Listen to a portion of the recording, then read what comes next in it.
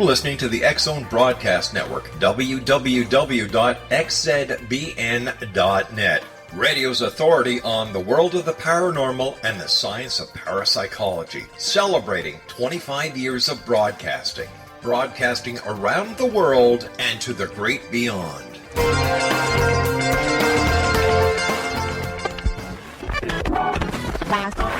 All Hit Radio.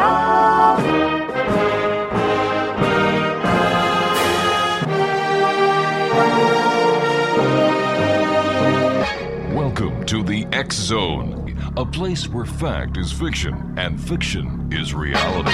Now, here's your host, Rob McConnell.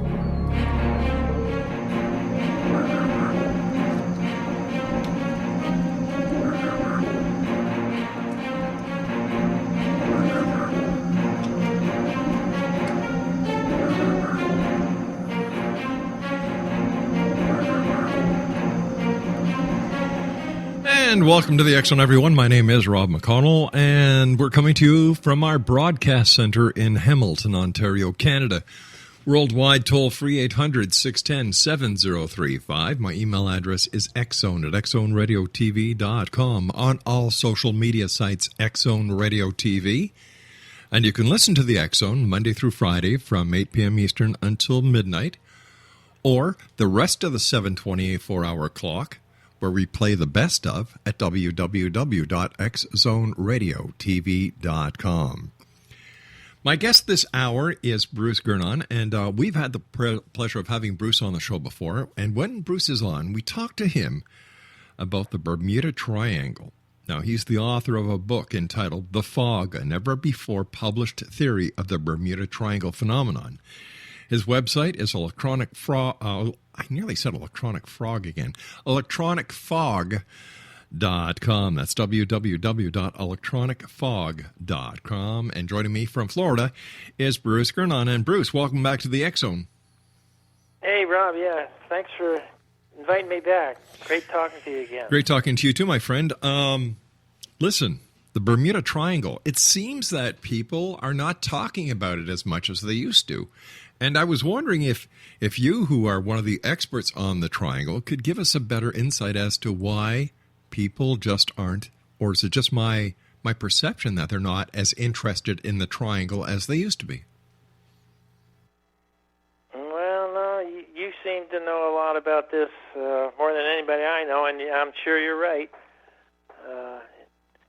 You're kind of reminding me of what's going on here. Yeah, it's kind of winding down again, but it's been around for so long, you know. It's been around for hundreds of years. Over 1,000 years. Yeah. You know? Tell me, Bruce, how did you get involved into the research that you've done into the Bermuda Triangle? Like, my gosh, you're a pilot, you're licensed by the Coast Guard, you've got your master scuba diving gear, you've got fishing and offshore licenses, you fly all types of aircraft, you're into aerial photography, and so much more.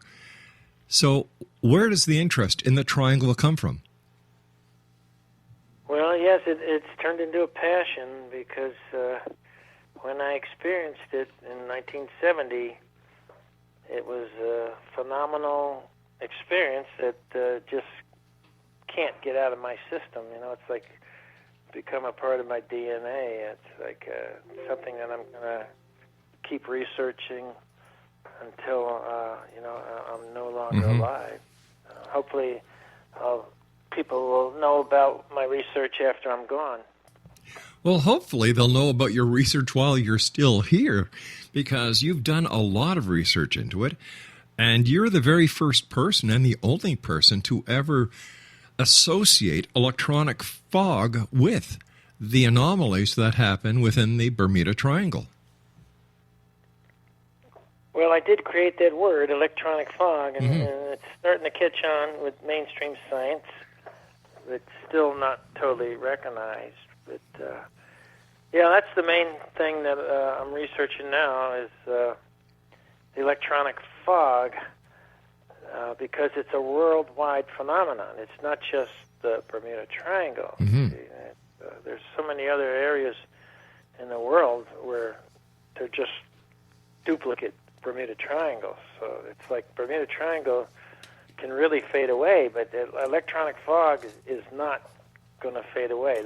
That's the main part of my research is trying to get the world to know that there is this phenomenon known as electronic fog that is so powerful that it could actually, in my opinion, make that Malaysian airline disappear, which is the greatest mystery in aviation of all times. It sure is, and we're going to talk more about this when we come back from our 2-minute commercial break.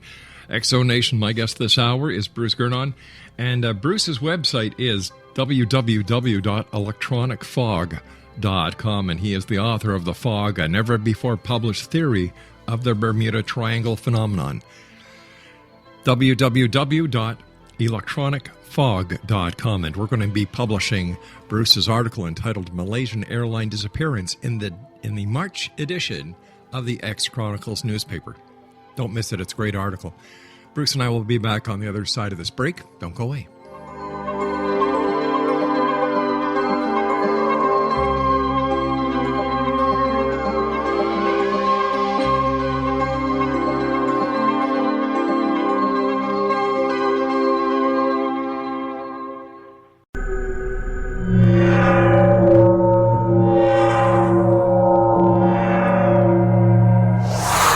You're listening to the X Zone Broadcast Network, www.xzbn.net.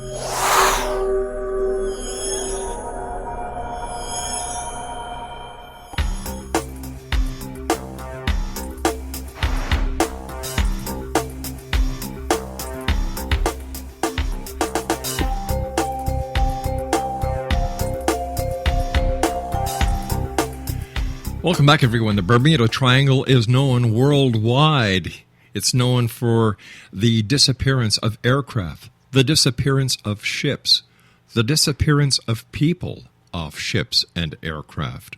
What is the mystery behind the Bermuda Triangle? Bruce was right. There are many triangles around the world. And, I've gone diving throughout the Bermuda Triangle. I've gone diving throughout the Great Lakes Triangle. And I must say that it's weird when you actually go into those waters and you realize that there have been so many disappearances. What causes these disappearances? Are they visitors from outer space, or is it an unknown, as of yet, natural phenomenon? My guest this hour is Bruce Gernon, and he's the author of The Fog, a never-before-published theory of the Bermuda Triangle phenomenon. His website is electronicfog.com. And Bruce, why is the main topic electronic fog and not the Bermuda Triangle?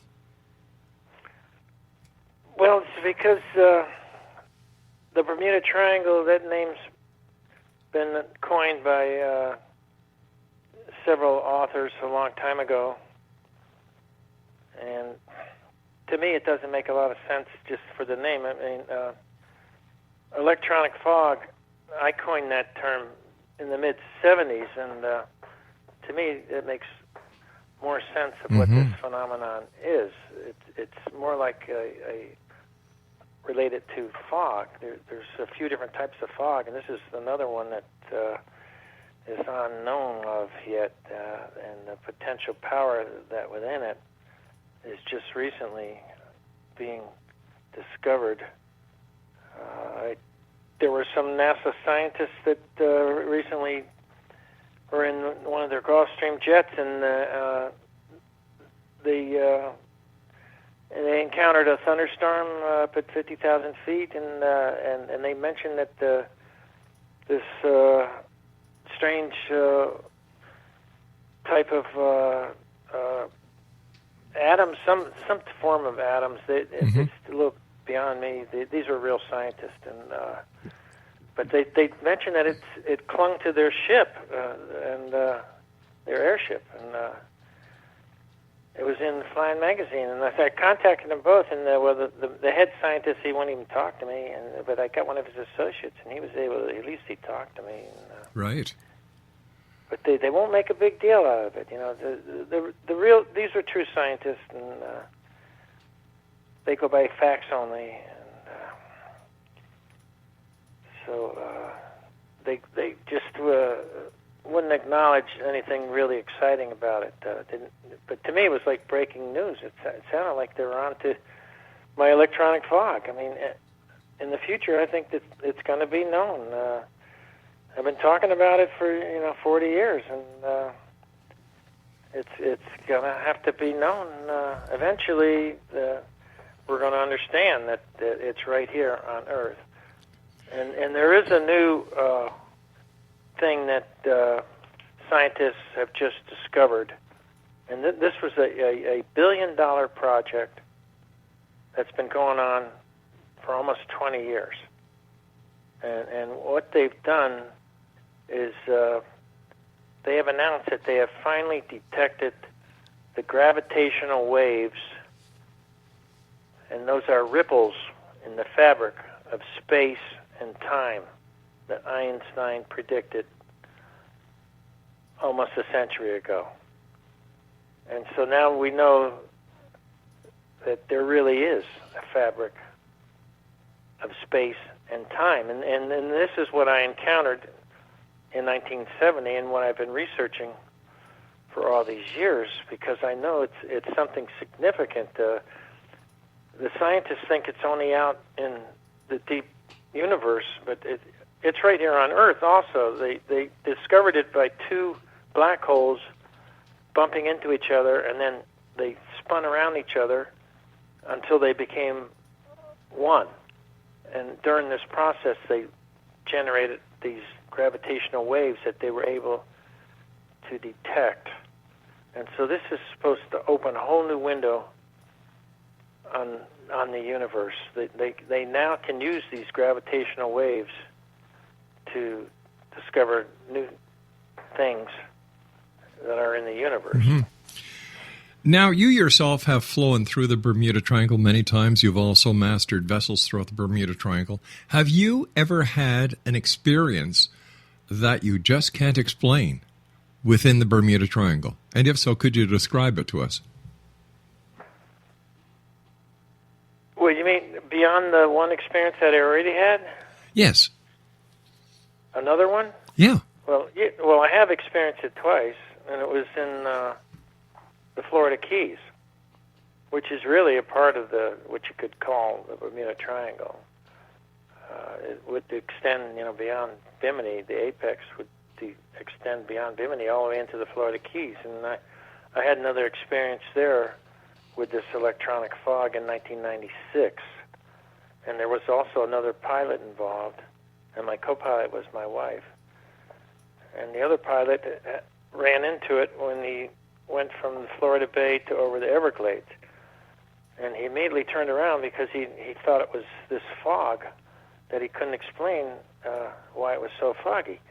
And so he made a 180 right away and landed back at the airport. And I had just taken off from the airport. We were neighbors at the same airport. And he was really having a hard time communicating. He was so upset, so he couldn't explain what happened. And so I kept going, and then when I got over the Everglades, it attached itself to me. And so my theory of how it attaches itself to airplanes had not been devised yet. I didn't discover that until like 4 years later. Mm-hmm. And it attached itself to us, and it wasn't as intense as I experienced in 1970, but it was on the bottom of the airplane, and it appeared. It forms like an illusion because in a pilot's mind, he thinks that he's flying through fog or over fog, and he doesn't realize it's attached to him. So I thought I was flying over this fog. Yeah, and so I even called up the Miami weather station and asked them how extensive the fog was, because I didn't think I could make it home. And he said, "What fog are you talking about? There isn't any fog reported anywhere in Florida." And so then I just had a hunch that if I headed toward the ocean, I was on the mainland. Right.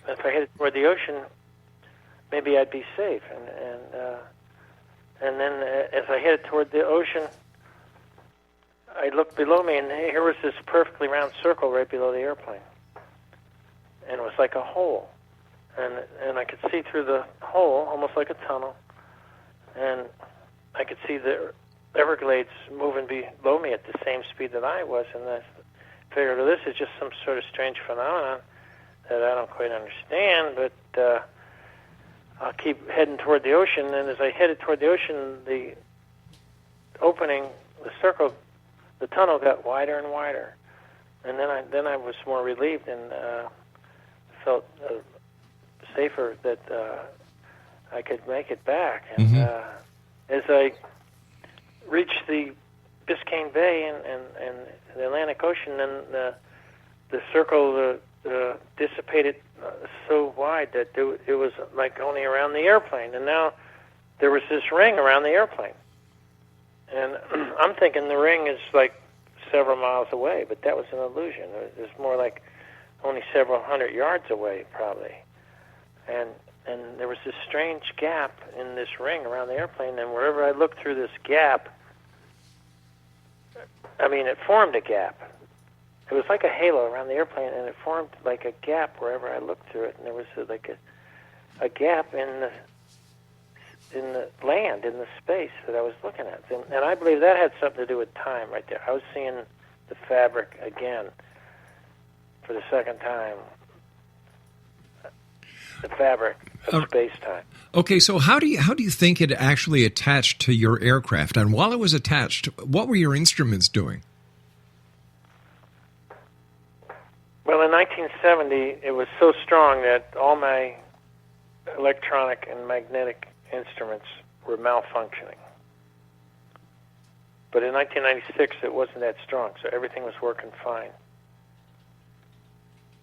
So it depends on the intensity. I believe it has different intensities. It's like when the Malaysian flight encountered it, it was like of the highest intensity.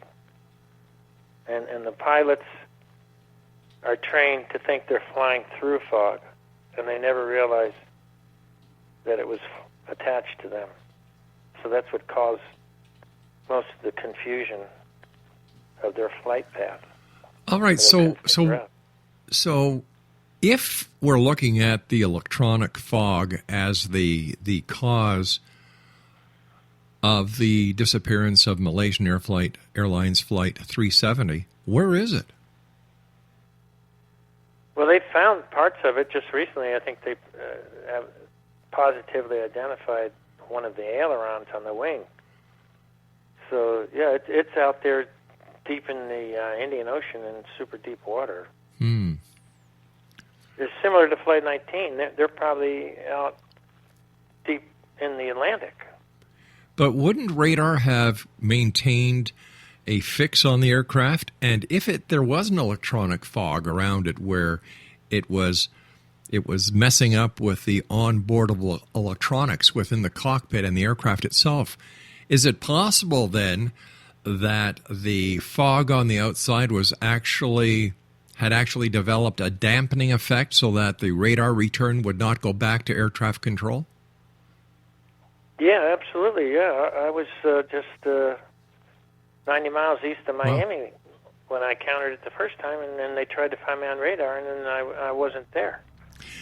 Bruce, stand by. We've got to take our news break at the bottom of the hour. Fascinating topic. Exonation, Bruce Gernon is our special guest. He's the author of The Fog, a never-before-published theory of the Bermuda Triangle phenomenon. His website, electronicfog.com. And don't forget, we're going to be publishing Bruce's article, Malaysian Airliner Disappearance, in the March edition of the X-Chronicles newspaper. Bruce and I return after this short break. Don't go away.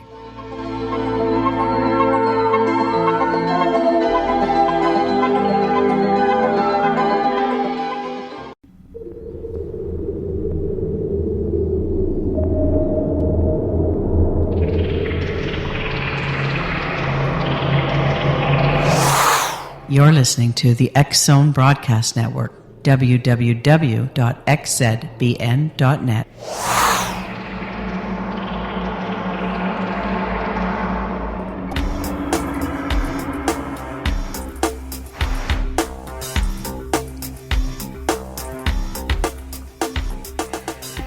Exonation, we're talking about electronic fog this hour. My guest is Bruce Gernon. He is the author of The Fog, a never-before-published theory of the Bermuda Triangle phenomenon. His website address is electronicfog.com. Okay, Bruce, so we've got the air traffic control centers who were also using satellite fixation points in order to locate the positioning of the aircraft. Now, how would this affect the onboard recorders if this electronic fog is surrounding the aircraft, causing electronic interference and causing an actual dampening effect on satellite and radar communications? Well, the onboard recorders are they work fine, but they haven't been discovered, and they're probably, if they ever do discover them, they may be shot from being underwater for so long. Yeah, but I mean, Bruce, we're saying that the electronic fog would play havoc on the navigational equipment, and the navigational equipment is also maintained on the flight data recorders. So would this not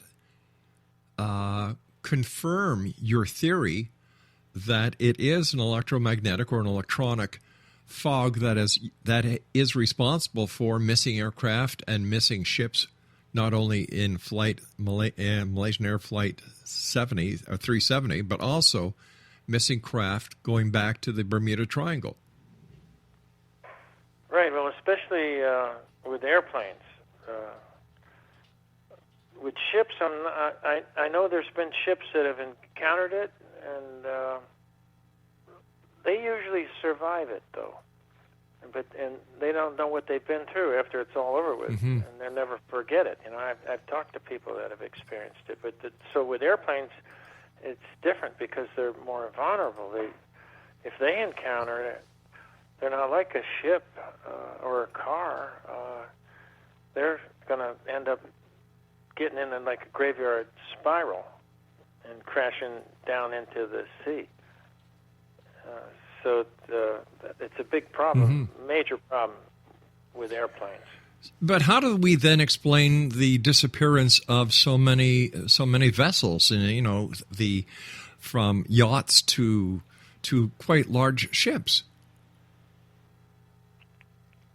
Yeah, it's hard to explain. The Gulf Stream is an incredibly powerful phenomenon, and once they go down in the Gulf Stream, they get swept away and usually can't be found. But some of the things that intrigue me are the ships that have been found with the crews disappeared, and the vessel's still okay. Where do you think where do you think these crew members have gone? Yeah, well, that's where aliens come to mind.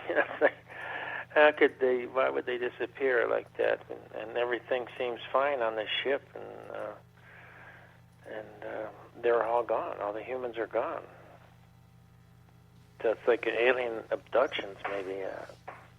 The only thing I can come to mind to think how that could be. And then, of course, I think that aliens do have something to do with this phenomenon of the power of the electronic fog.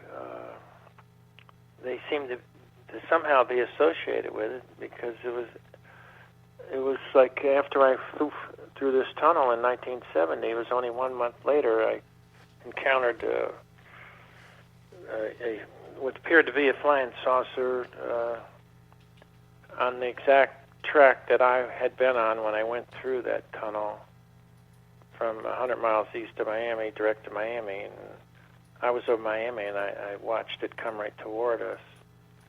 And that's the closest I've ever been to one of them. I thought I was ready to end, life. It came so close to us at such a high speed. And then I turned away and closed my eyes. As it was ready to crash into it, and then when I opened my eyes, it was gone and nowhere to be seen. So, strange experience. But I have seen a lot of flying saucers, you could call them. And for the first time, I just saw one only a few months ago in the daytime. Most of the ones, all of them have been at night. And then finally I saw one in the daytime not far from Miami. And I reported it in detail to MUFON to let them know about it. But it was shaped like a boomerang. And I watched it for maybe 20 seconds, and then it made an incredible turn, and it flew right into the heart of a big thunderstorm over the Everglades, and then disappeared. And it was silver. The ones I've seen at night are always like orange color, and this one was shiny, glowing silver color, which is typical for what people report that they see in the daytime. Right. So you reported this UFO to MUFON, but did you call up air traffic control centers? Did you call up the Coast Guard? And No, I wasn't flying at the time. I was driving a car out west of Miami, right near the Everglades. so do you, after all the years you've spent in that part of Florida, why do you think there are so many UFOs that are seen? Is there a connection between the UFOs and the Bermuda Triangle? Well, yeah, there'd be a connection with this energy. They use the same energy, apparently. They have ties with what I call the electronic fog. It's like they probably use it just like we use electricity, in a similar manner. You know, we have electronic flight controls and autopilots, and they probably have electronic fog type controls that are a whole dimension beyond just plain electricity. All right, the electronic fog, does it leave any sort of residue on the aircraft? Does it leave anything that you could actually bring in for testing? Have you ever taken a picture of this electronic fog? Has anyone taken a picture of the electronic fog? Great questions. It's like yes and no. It's like nothing definite yet, but we're getting closer. You know, I'm working with scientists that are trying to. One guy thinks he showed me how he thinks he demonstrated how a compass rotated all by itself because he became close to the electronic fog, and he has that on the video. And he continues his research. And I do research with scientists all around the world.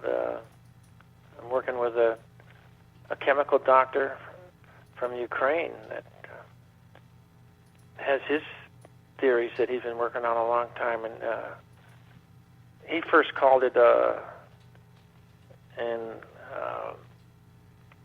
ball lightning. He thinks it's related to ball lightning, but instead of ball lightning, it's bigger and it's thinner. So he called it a ball lightning cloud. And this was before he even heard of my electronic fog. And then he contacted me maybe 10 years ago and told me when he heard about my electronic fog, he says, maybe my ball lightning cloud is the same as your electronic fog. So we've been working on this together for all these years. And then there's Professor David Paris from the University of Nebraska that continues his research on this. And his latest thing is into trying to develop it like a drone that will actually be able to fly through space and time. But don't you have to first establish the existence and the molecular or the mechanism behind this electronic fog before you can use it to any application? Absolutely, and that's what adds to my passion. That I don't know if I'll be able to discover it, but I get mainly students, usually in the 6th grade on an average, or the 9th grade, that are really into this, and they email me all the time, and they do reports about what I discovered. And so I think it's going to be that generation that's going to that's going to discover this, because I've dealt with hundreds of them, and I've even given presentations to their classes on Skype, where they can see me talking to up to 100 classmates, all younger folks, really into this. So that encourages me to continue my research. Right now I'm looking at live tracker flight radar, and I'm seeing approximately 250 aircraft within the Bermuda Triangle. Yeah. And have any of these commercial airliners or the private airliners that I'm looking at, there's a couple of military there as well, have they ever reported to the FAA or to the military or to the Coast Guard this very anomaly that you call electronic fog? Yes, they have, and some of them have reported it and then disappeared, never did be heard from again. Is there any warning that the FAA or independent and individual airlines give to their pilots about their flight paths to stay away from certain areas where these electronic fogs have been recorded? Well, that's one of the things that Professor Paris was trying to work on to make it known. And it's called Notices to Airmen that they publish. He's hoping that he can figure out where there could be possibilities of this electronic fog, and then have it published in the NOTAMs, they're called, so that pilots are aware of the possibility they could be encountering it. But I've talked to many pilots, through email mostly, that have encountered it in the past, and it was like a lifetime experience that they'd never forget. And I've saved all these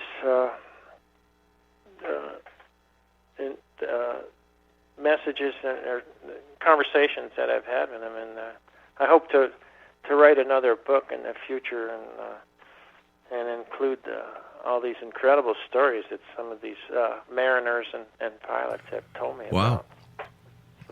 Is there any way that a pilot would know that they're entering into an atmospheric situation where the electronic fog may develop? Well, they wouldn't know that it's coming up. See, it forms in tunnels that originate usually about 2 miles high in between large thunderstorms that form like anvil heads, and the anvil heads meet, and then a tunnel forms.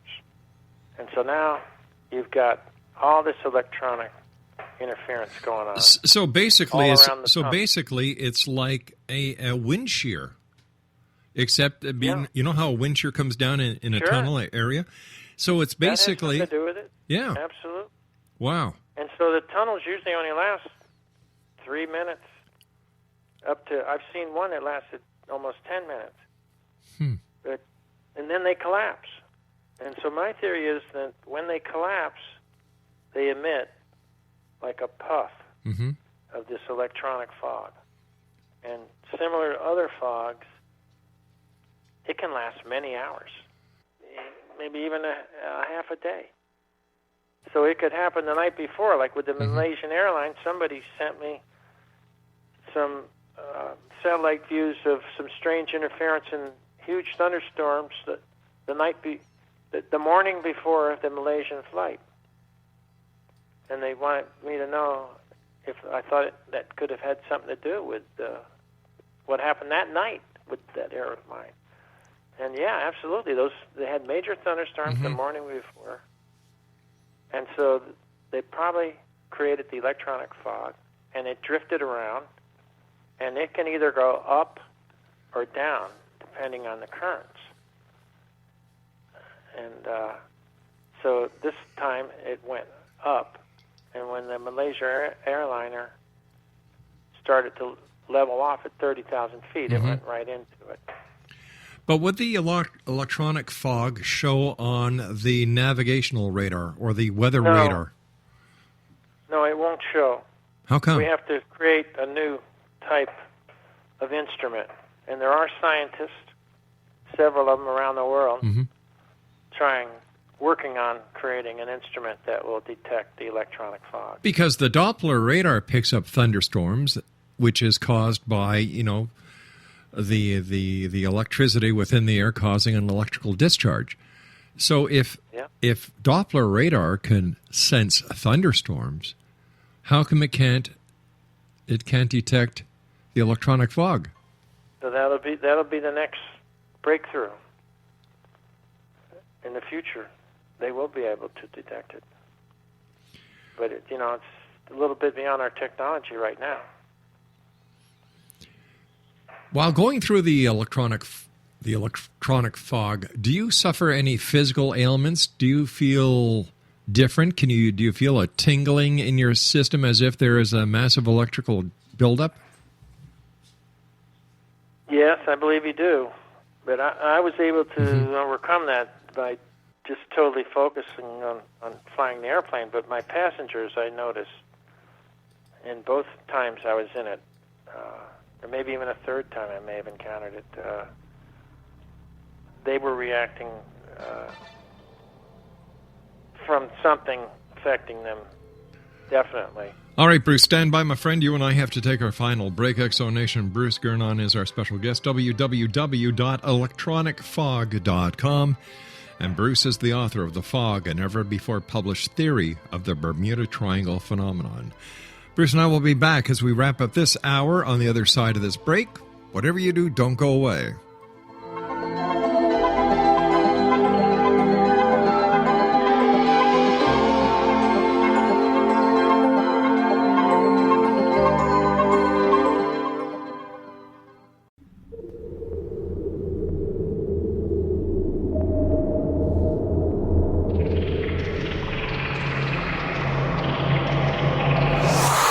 You're listening to the X-Zone Broadcast Network, www.xzbn.net.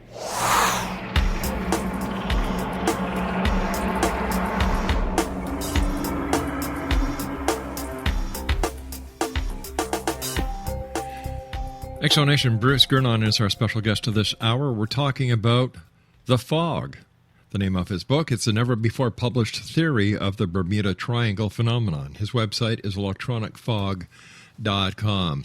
Bruce, in your opinion, is there something that can be put onto the aircraft itself that would discharge the electronic fog, much like they have the systems that dissipate lightning? Well, in the future, definitely they're going to come up with something, but for me to be able to come up with it is beyond me. But, like I was telling you, there's a lot of people that are interested in working on this. It's going to happen in the future. It'll be detected, and it'll be just as common as lightning eventually.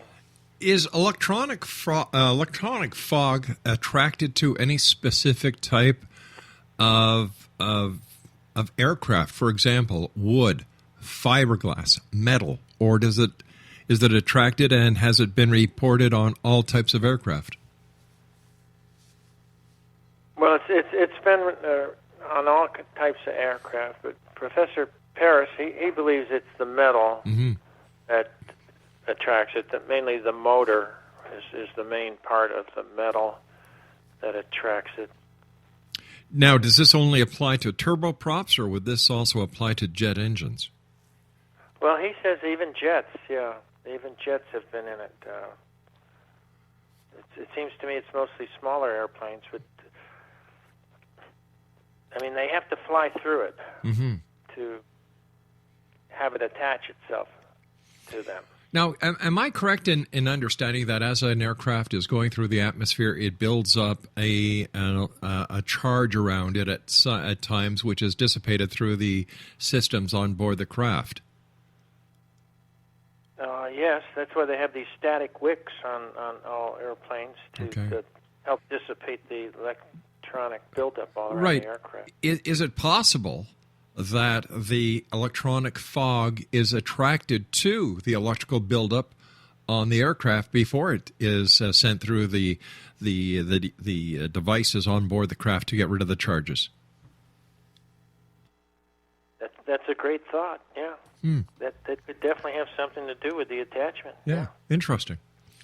Hey, Bruce, as always, time goes by so fast when you're with us. I want to thank you so much for joining us. It's always a great pleasure talking to you. Keep the great work up, my friend, and keep us advised of what the status is of all the great work you're doing in identifying as well as preventing electronic fog from causing any more aircraft or marine disaster. So thanks very much for joining us. It's been a great pleasure talking to you again, Bruce. Yeah, it's been a pleasure talking to you, Rob. I appreciate your knowledge of so many subjects. It's incredible that you know so much about mine. So, yeah, I'll keep you informed. All right, Bruce. Let our listeners know how they can get a copy of your book, Bruce, and let them know your website. Well, the most popular website is electronicfog.com. Mm-hmm. That's a term I'm trying to get credit for coining. And my book is called The Fog, and the easiest way to get that is on Amazon. Bruce Gernon, my good friend, take care of yourself and fly safe and happy sailing to you, buddy. All right. We'll be back on the other side of this break, Exo Nation, as we continue from our broadcast center in Hamilton, Ontario, Canada, investigating the world of the paranormal and the science of parapsychology. I am Rob McConnell. This is the X Zone. Don't go away.